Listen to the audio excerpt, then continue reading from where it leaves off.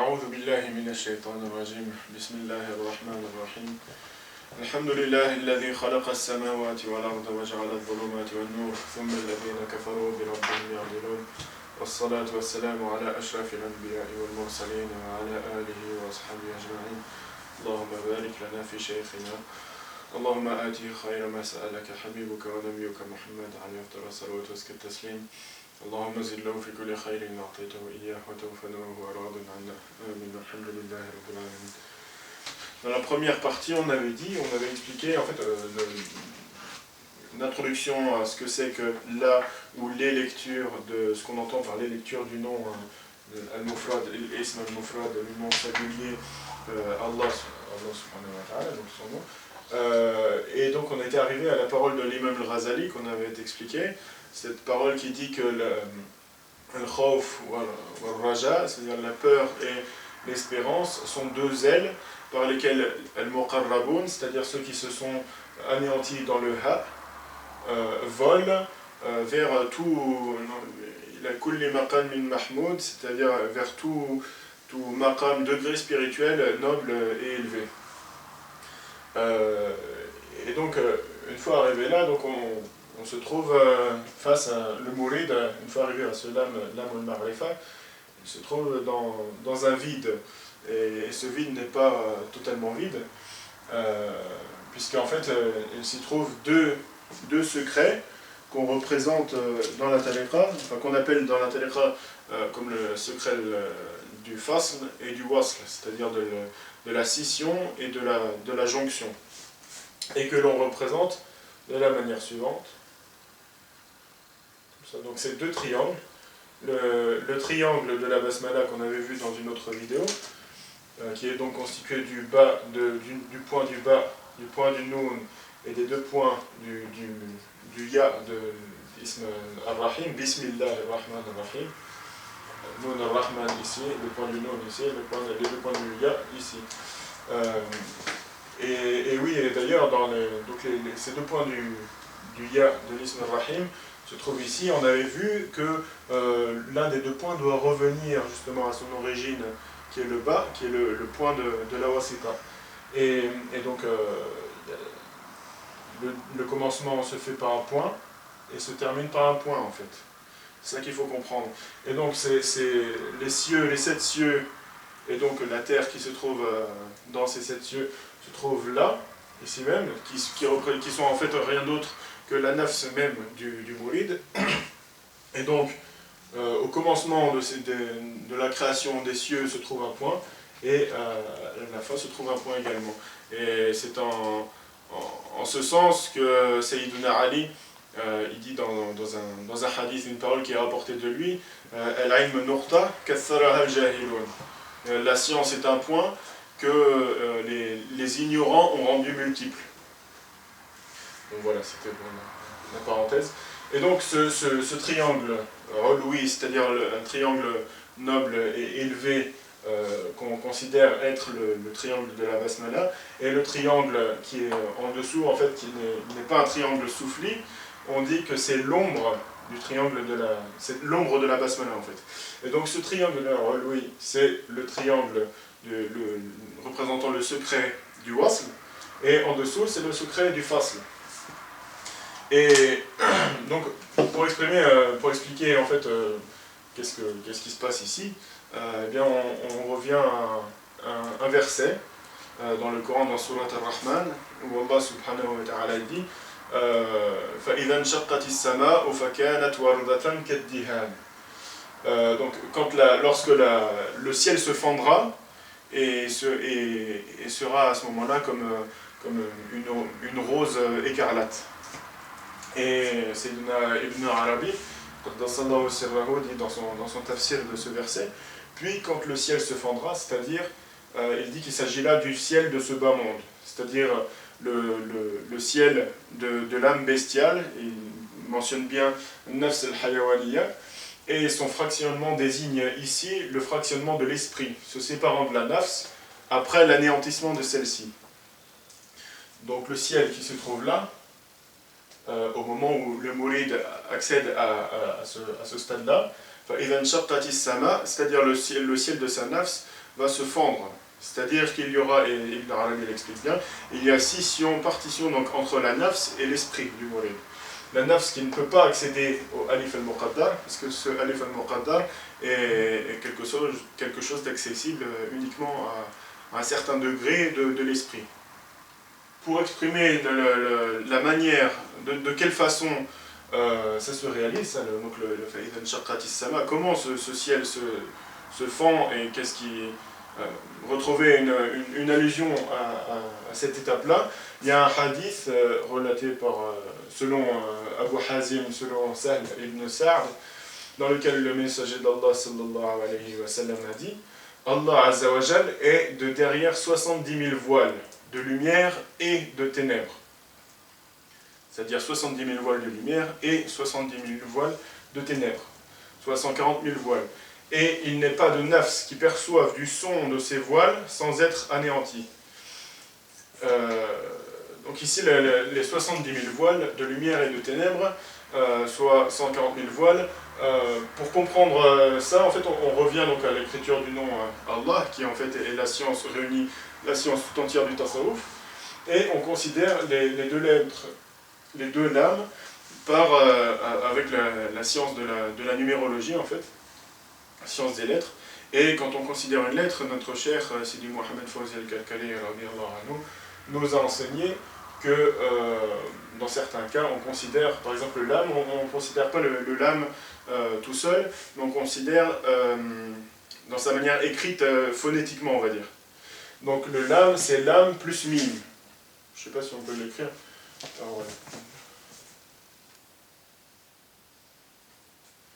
Lam plus mim. Le lam, la valeur numérique du lam, c'est 30. Et le mim, c'est 40. Donc on a lam, un seul lam, et il y a 70 en tout. 70. Et on avait vu dans le hadith qu'on avait mentionné dans la première vidéo, que dans chaque voile, il y a 1000 années.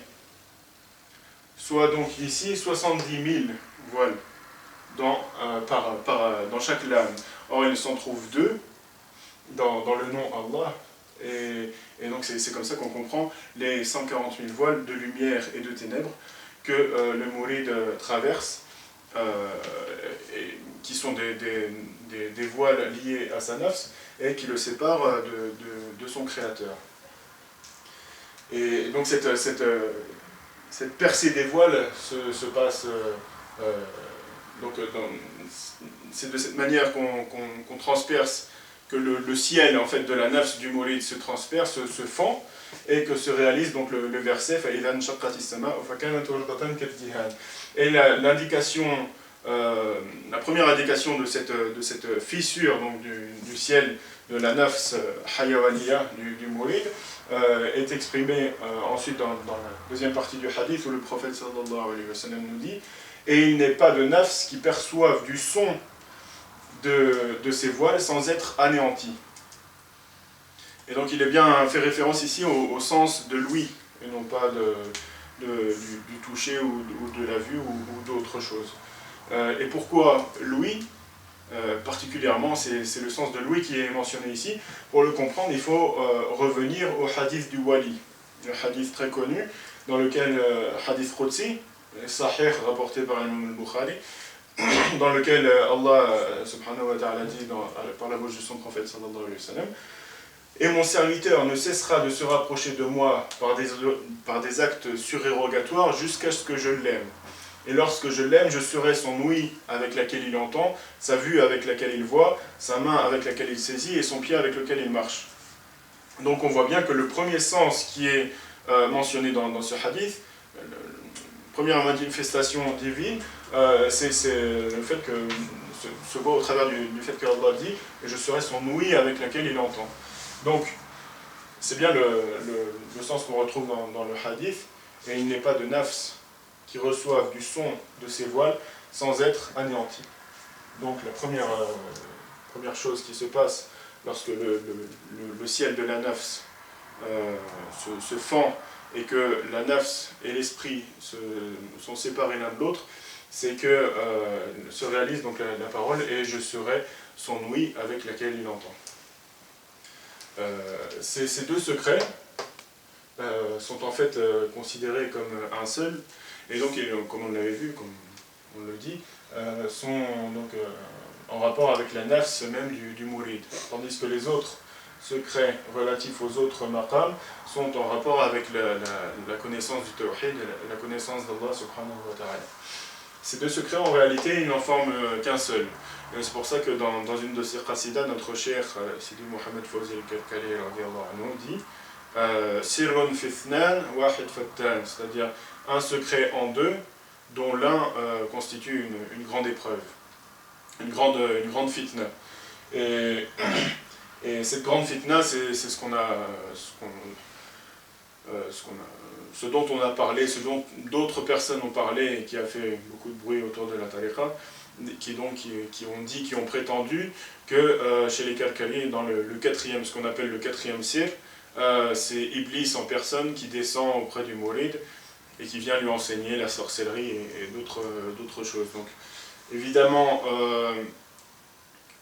comparer ou faire rentrer l'apprentissage de la sorcellerie ou de choses aussi viles et basses et sans importance que ça dans la connaissance d'Allah subhanahu wa ta'ala et dans la lecture de son nom, c'est complètement impensable.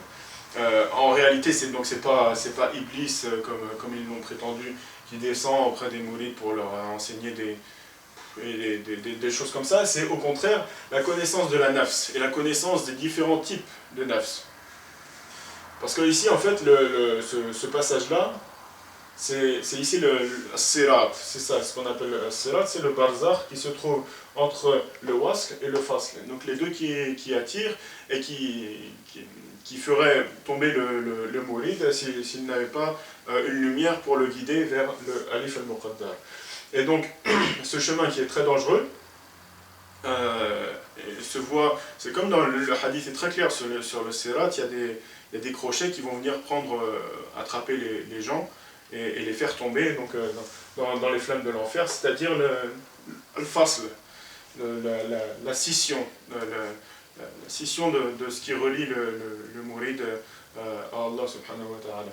Donc en fait le secret du fasl, c'est apprendre tout ce qui par la nafs coupe et sépare le serviteur de son Seigneur, et le wasl, c'est de comprendre en réalité ce qui le relie à lui. C'est-à-dire réaliser, par exemple, par la prière. La prière, c'est la sila. Salat min sila, c'est-à-dire le lien entre le serviteur et son Seigneur. Et c'est-à-dire le wasl. Donc, dans ce secret-là, qui est divisé en deux, et ce secret représente l'étude en fait des différents degrés de la nafs et qui permet au moulid en fait de comprendre quel type de nafs tombe et devient comme Iblis, pourquoi Iblis est tombé, pourquoi il est ce qu'il est, et pourquoi d'autres personnes comme des saints, des prophètes, etc. ont au contraire réalisé le wasl et se sont accomplis dans le wasl jusqu'à accéder au alif al-muqaddar.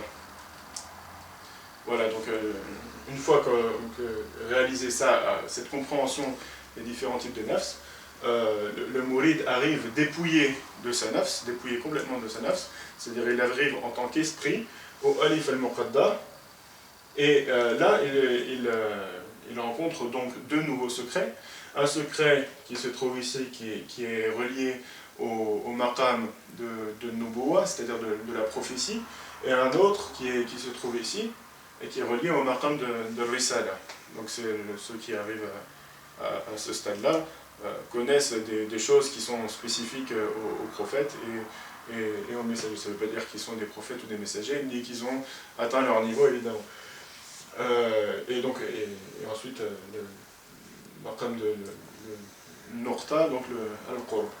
Et donc ça fait, en tout, si on compte bien, un premier secret dans le Ha. Ensuite, le secret de l'âme al-Qabd, ça fait 2. Ensuite, le secret de l'âme al-Ma'rifa, ça fait 3. Puis, le fasl et le wasl, ça fait 5. Plus les deux secrets du alif, ce qui nous donne 7. Donc, 7 lectures de l'ism al-Mufrad Allah, qui sont donc ces 7 lectures dont on parle tout le temps. Et en fait, quand on arrive à là, c'est-à-dire au secret du maqam qui nous donne un aperçu du maqam de Risala, il faut savoir qu'on a réalisé en fait que la première lecture, c'est-à-dire la lecture du nom Allah par le ha. C'est pour ça que notre cheikh nous dit que ça fait 7 ans ou 8 ans qu'il est cheikh et donc il a des mourides et qu'il leur enseigne.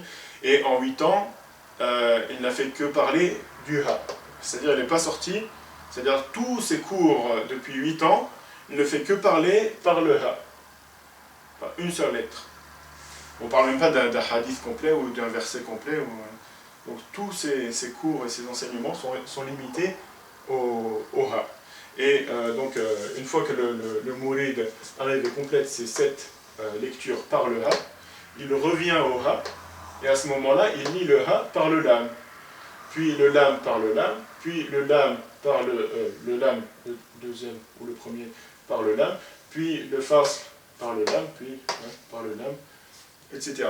Puis il revient, et à ce moment-là, il lit le ha par le premier lam, puis le deuxième lam par le premier lam, puis, etc. Comme ça 7 fois. Donc c'est ça les 7 lectures.